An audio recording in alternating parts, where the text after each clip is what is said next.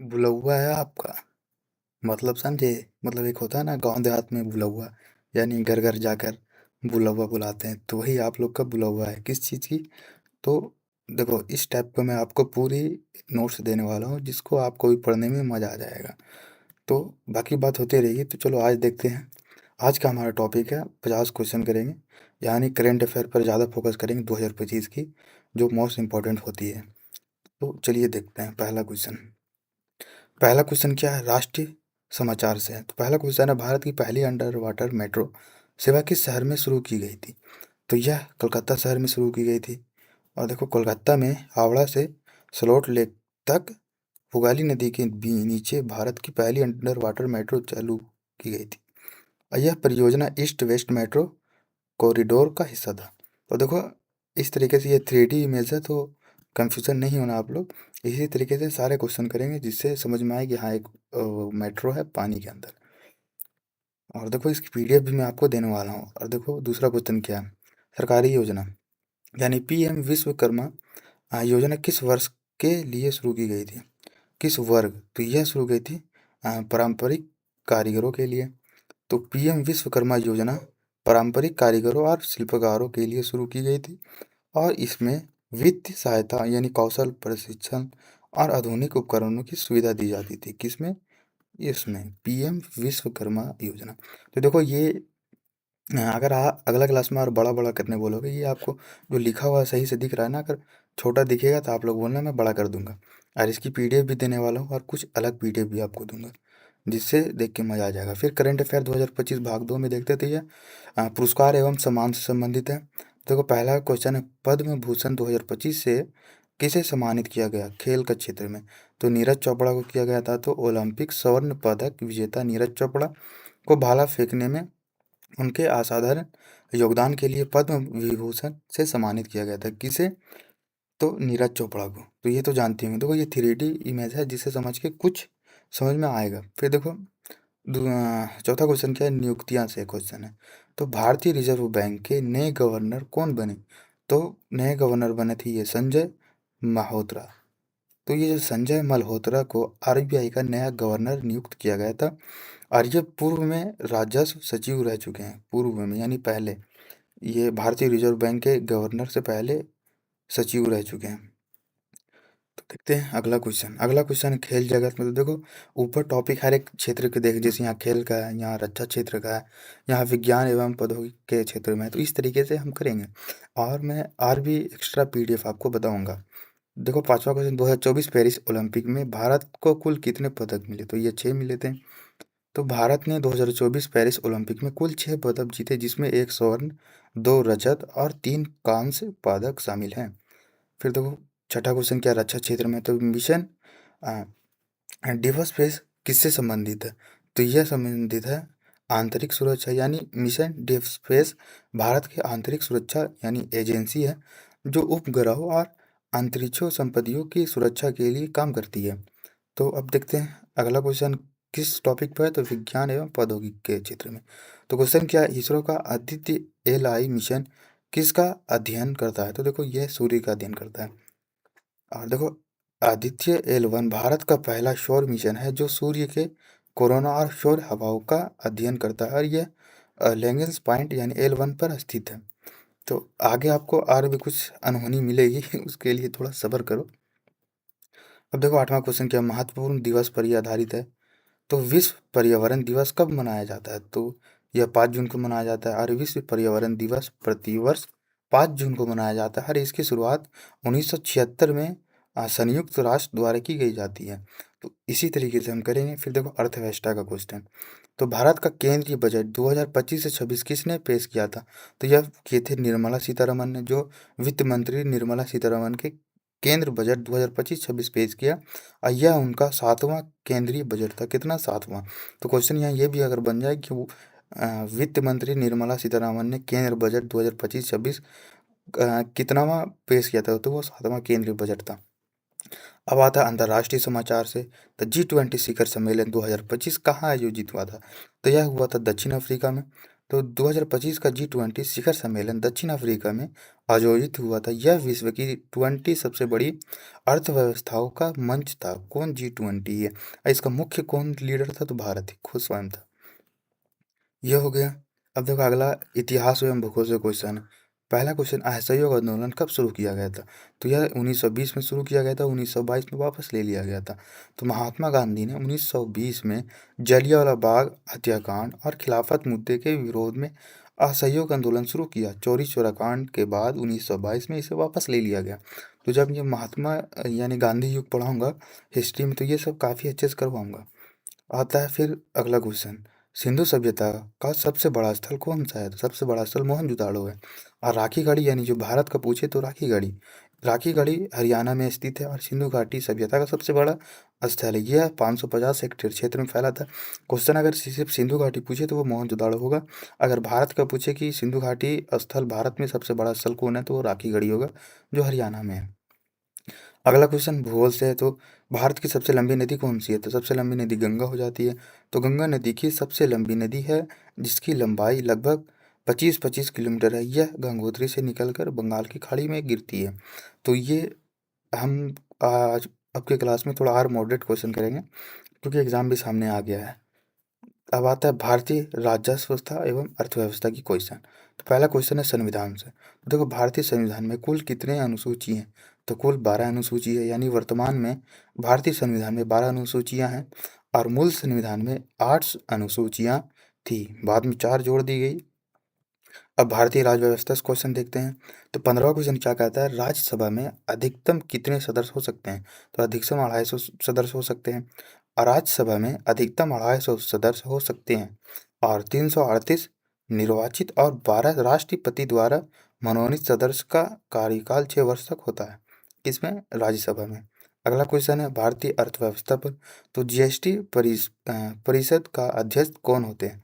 तो यह वित्त मंत्री होते हैं। यानी जीएसटी परिषद का अध्यक्ष केंद्रीय वित्त मंत्री होता है। इसमें सभी राज्यों के वित्त मंत्री सदस्य होते हैं। अगला क्वेश्चन सामान्य विज्ञान से। तो देखो भौतिक विज्ञान का क्वेश्चन पहला देखते हैं। तो प्रकाश की गति कितनी होती है? तो प्रकाश की गति 2 × 10⁸ मीटर प्रति सेकंड होता है। तो निर्वात में प्रकाश की गति लगभग 3 × 10⁸ मीटर प्रति सेकंड या 3 लाख किलोमीटर सेकंड होती है। यह ब्रह्मांड में सबसे तेज गति है किसकी? प्रकाश की। अब रासायनिक विज्ञान का देखते हैं। तो पानी का रासायनिक सूत्र क्या है? तो पानी का रासायनिक सूत्र हो जाता है H2O। और पानी का रासायनिक सूत्र H2O है, यानी अर्थात 2 हाइड्रोजन और 1 ऑक्सीजन परमाणु। इसका आणविक भाग 18 है। अब देखते हैं 18वां क्वेश्चन इधर, ध्वनि का सही मात्रक क्या है? तो इसका हो जाता है डेसिबल। तो देखो ध्वनि की तीव्रता को डेसिबल यानी डीबी में मापा जाता है। असामान्य बातचीत यानी 60 डीबी और जेट इंजन यानी 140 डीबी होता है। अब इधर 20 क्वेश्चन देखते हैं। ये रहा 20वां क्वेश्चन, किस गैस को हस्य गैस कहते हैं? तो N20 को कहते हैं। यानी नाइट्रोजन ऑक्सीजन यानी N2O को हस्त गैस या लोफिंग गैस कहते हैं। इसका उपयोग चिकित्सा में एनेस्थीसिया के रूप में होता है। अब इधर देखते हैं जीव विज्ञान के क्वेश्चन। तो मानव शरीर में कुल कितनी हड्डियां होती हैं? तो 206, ये तो सब जानते हैं। अब वयस्क मानव शरीर में 206 हड्डियां होती हैं। नवजात शिशु में 270 और हड्डियां होती हैं जो बड़े होने पर जुड़कर 206 रह जाती हैं। 22वां क्वेश्चन है, मानव शरीर का सबसे बड़ा अंग कौन सा है? तो मानव शरीर का सबसे बड़ा अंग त्वचा है। तो देखो ये आप कंफ्यूजन नहीं होना, यानी जो नवजात शिशु का 270 होते हैं, अब बड़ा होकर यानी जुड़कर 206 यानी कम हो जाते हैं। और इसका त्वचा आंसर था, यानी त्वचा मानव शरीर का सबसे बड़ा अंग है। वास्क में इसका क्षेत्रफल लगभग 1.2 या 2 वर्ग मीटर होता है। किसका? त्वचा का। अब देखो अगला क्वेश्चन, अस्तित्व सामान्य ज्ञान। तो पुस्तकें एवं लेखक में देख लेते हो तो गीतांजलि के रचयिता कौन है? तो इसके रविन्द्रनाथ टैगोर, जो इन्हें इसे नोबेल पुरस्कार भी मिला था रविन्द्रनाथ टैगोर को गीतांजलि के पुरस्कार में। देखो गीतांजलि रविन्द्रनाथ टैगोर की विश्व प्रसिद्ध कविता संग्रह है। इसके लिए उन्हें 1913 में नोबेल पुरस्कार मिला। देखो ये इंपॉर्टेंट है, 1913 में नोबेल पुरस्कार, तो ये ध्यान में रखना। फिर देखो 24वां क्वेश्चन, दो बैलों की कथा किसने लिखी? तो यह मुंशी प्रेमचंद्र ने लिखी। तो दो बैलों की कथा मुंशी प्रेमचंद्र की प्रसिद्ध कहानी है। यह पंच परमेश्वर संग्रह में शामिल है। अब 25वां क्वेश्चन नदियाँ एवं बांध से देख लेते हैं। तो इसी तरीके से टॉपिक वाइज टॉपिक क्वेश्चन करते चलेंगे हर एक टॉपिक का, जिससे हमें एक अंदाजा हो जाए कि ये टॉपिक नहीं छूटा है। देखो, बघाड़ा नंगल बांध किस नदी पर है? तो यह सतलुज नदी पर है। अब बघाड़ा नंगल बांध सतलुज नदी पर है और हिमाचल प्रदेश और पंजाब की सीमा पर स्थित है। यह एशिया का दूसरा सबसे ऊंचा बांध है, एशिया का, सोच लो। 26वां क्वेश्चन हीराकुंड बांध किस राज्य में है? तो यह हो जाता है उड़ीसा में हीराकुंड बांध। हीराकुंड बांध उड़ीसा में महानदी पर बना है। यह विश्व का सबसे लंबा मिट्टी का बांध, यानी 25.8 मीटर किलोमीटर का, सोच लो कितना लंबा बांध है ये। अब देखो, अस्थायी समान ज्ञान से देख लेते हैं। अब राष्ट्रीय उद्यान का क्वेश्चन देखते हैं 27वां। तो काजीरंगा राष्ट्रीय उद्यान किसके लिए प्रसिद्ध है? तो यह एक सींग वाला गेंडा के लिए प्रसिद्ध है। अब इसमें देखते हैं तो असम का काजीरंगा राष्ट्रीय उद्यान एक सींग वाले गेंडे के लिए विश्व प्रसिद्ध है और यह यूनेस्को विश्व धरोहर स्थल है। ये जो दिख रहा है कांजीरंग। 28वां क्वेश्चन देखते हैं। जिम कॉर्बेट राष्ट्रीय उद्यान कहाँ स्थित है? तो यह उत्तराखंड में स्थित है। तो देखो, आंसर साफ दिखा है, पर आप लोग क्वेश्चन पढ़ें, इसको पे ध्यान ना दें, क्योंकि ये प्रैक्टिस सेट चल रहा है और इस तरीके रिलेटेड क्वेश्चन काफ़ी आएगा। तो जेम्स कॉर्बेट राष्ट्रीय उद्यान उत्तराखंड में स्थित है और यह भारत का पहला राष्ट्रीय उद्यान यानी 1936 में बना था। क्या? तो यह जेम्स कॉर्बेट। अब आता है भारतीय संस्कृति से क्वेश्चन। तो कथकली नृत्य किस राज्य से संबंधित है? तो यह हो जाता है केरल से। तो देखो, ये ऐसे राष्ट्रीय उद्यान, भारतीय संस्कृति से ये क्वेश्चन, जनगणना एवं तथ्य से ये क्वेश्चन, अगर इस तरीके से क्वेश्चन आपको सही लग रहा है कि हाँ हर एक टॉपिक वाइज क्वेश्चन लाइए, तो मैं ऐसे ही क्वेश्चन लाऊंगा प्रॉपर, जिससे आपको भी आसानी हो। देखो, कथकली केरल का सांस्कृतिक शास्त्रीय नृत्य नाटक है। इसमें रंगीन वेशभूषा और चेहरे पर विशेष मेकअप होता है। किसमें? तो ये कथकली में। देखो, 20वां क्वेश्चन, भरतनाट्यम नृत्य का उद्गम कहाँ से हुआ? तो यह तमिलनाडु से होता है भरतनाट्यम। स्टैटिक की क्लास में सब बता चुका हूँ मैं। तो भरतनाट्यम यानी तमिलनाडु की प्रसिद्ध शास्त्रीय नृत्य है। यह भारत के 8 शास्त्रीय नृत्य में सबसे पुराना है, यह भरतनाट्यम। अब इधर देख सकते हैं 30वां क्वेश्चन, इधर 31वां क्वेश्चन। 31वां क्वेश्चन है, भारत की जनगणना कितने वर्षों में होती है? तो यह तो सब लोग जानते हैं, 10 वर्ष में। अब भारत की जो 2011 वाली जनगणना 15वीं जनगणना थी और स्वतंत्र भारत की 7वीं जनगणना, तो ये भी इम्पोर्टेंट होता है। तो भारत में जनगणना प्रत्येक 10 वर्ष में होता है और पहली जनगणना 1872 में हुई थी। नियमित जनगणना 1881 में हुई थी, यानी जो 1872 में हुई थी लॉर्ड मेयो द्वारा, और जो 1881 में हुई थी लॉर्ड रिपिन द्वारा। तो आप इनका, ये दो का जो मैं नाम बताया था वो सेंसस ऑफ इंडिया में पढ़ा रखा हूँ, वहाँ से जाके ये देख लेना। 32वां क्वेश्चन क्या है? तो भारत का सबसे अधिक जनसंख्या वाला राज्य कौन सा है? तो सबसे अधिक जनसंख्या वाला उत्तर प्रदेश हो जाता है। और साक्षरता दर सबसे ज़्यादा कहाँ है? तो केरल में है। और सबसे कम कहाँ है? तो बिहार में है। तो देखो, उत्तर प्रदेश भारत का सबसे अधिक जनसंख्या वाला राज्य है। 2011 की जनगणना के अनुसार इसकी जनसंख्या लगभग 20 करोड़ है। बाप रे बाप। अब देखो, महत्वपूर्ण तथ्य की ओर देख लेते हैं। तो भारत में सबसे लंबा रेलवे प्लेटफॉर्म कहाँ है? तो सबसे लंबा प्लेटफॉर्म गोरखपुर में है। और उत्तर प्रदेश के गोरखपुर रेलवे स्टेशन पर विश्व का सबसे लंबा रेलवे प्लेटफॉर्म 1367.33 मीटर है। बाप रे बाप, इतना लंबा। इंपॉर्टेंट क्वेश्चन है, इसको ध्यान में देख लेना। भारत का राष्ट्रीय पक्षी कौन सा है? तो यह हो जाता है मोर। मोर भारत का राष्ट्रीय पक्षी है। इसे 1936 में राष्ट्रीय पक्षी घोषित किया गया था। तो देखो, क्वेश्चन जरूरी नहीं कि ये पूछ देगा कि भारत का राष्ट्रीय पक्षी कौन है, तो वो मोर तो बता ही दोगे। भारत का राष्ट्रीय फल कौन है? आम बता ही दोगे। भारत का राष्ट्रीय पशु कौन है? बाघ बता ही दोगे। पर यहाँ देखो, ये ध्यान डेट ही देखा क्वेश्चन, यहाँ ये बन भारत का राष्ट्रीय पक्षी मोर को राष्ट्रीय पक्षी कब घोषित किया गया था? तो 1963 में घोषित किया गया था। कब? 1963 में मोर को राष्ट्रीय पक्षी। तो आप डेट याद रखिए, ये तो हर किसी को याद रहता है। एसएससी क्वेश्चन ये नहीं पूछेगा, ये पूछेगा डेट। तो मेरे बात को ये ध्यान में रखना। 35, इंडिया गेट कहाँ स्थित है? तो इंडिया गेट नई दिल्ली में स्थित है। ये कब बना? तो ये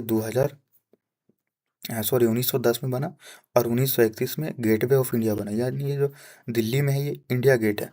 और जो मुंबई में है वो गेटवे ऑफ इंडिया है, तो नाम में कंफ्यूजन क्रिएट करता है। तो देखो, इंडिया गेट कहाँ स्थित है, तो वो नई दिल्ली में स्थित है। और इंडिया गेट नई दिल्ली में राजपाथ पर स्थित है। और एक युद्ध स्मारक है, यानी इसका निर्माण 1921 से 31, ओह सॉरी, 1910 में गेटवे ऑफ इंडिया बना। और 1921 से 1931 तक इंडिया गेट बना। थोड़ा कंफ्यूजन हो गया था, माफ करना। तो देखो, ये राजपाथ यानी जो 26 जनवरी में झंडा फहराता है, ये मैं कल के क्लास में स्ट्रेटेजी के में बताया था राजपाथ के बारे में। और उसकी पीडीएफ भी टेलीग्राम पर डाल दिया था। तो परीक्षा टिप तो अत्यधिक जीके के प्रश्न हर परीक्षा में पूछे जाते हैं, यानी राष्ट्रीय प्रतीक, महत्व, स्थल और संस्कृति तत्व को अच्छी तरह से याद रखें। तो आज कितना क्वेश्चन करें हम, 35 क्वेश्चन करें। और क्वेश्चन नहीं है मेरे पास, यानी टाइम नहीं मिल पाया। तो देखो, ये कुछ क्वेश्चन थे, मैं इसी तरीके से क्वेश्चन लाऊंगा, यानी इस तरीके से टॉपिक वाइज। जैसे यहाँ दिया राष्ट्रीय उद्यान, भारतीय संस्कृति, जनगणना एवं तत्व। तो इस तरीके से क्वेश्चन बोलोगे तो इसी तरीके से लाऊंगा, तो पहले जैसा लाऊंगा। पुस्तक एवं लेखक, नदियाँ, तो देखो ये सब काफ़ी इंपॉर्टेंट है। और इसकी मैं पीडीएफ टेलीग्राम पे डाल दूंगा, वहाँ से एक बार अपने से पढ़ लेना। टेलीग्राम का लिंक बायो में मिल जाएगा, तो वहाँ से देख के रिवीजन कर लेना। और इसके बाद हिस्ट्री की इंपॉर्टेंट क्लास कर दूंगा, यानी जो भारत से जो बाहर के लोग, यूरोपियन लोग आके राज करते, अंग्रेज कैसे राज करते, उस पर सारा वीडियो बना दिया हूँ, देख लेना। तो मिलते हैं नेक्स्ट वीडियो में, आज के लिए जय।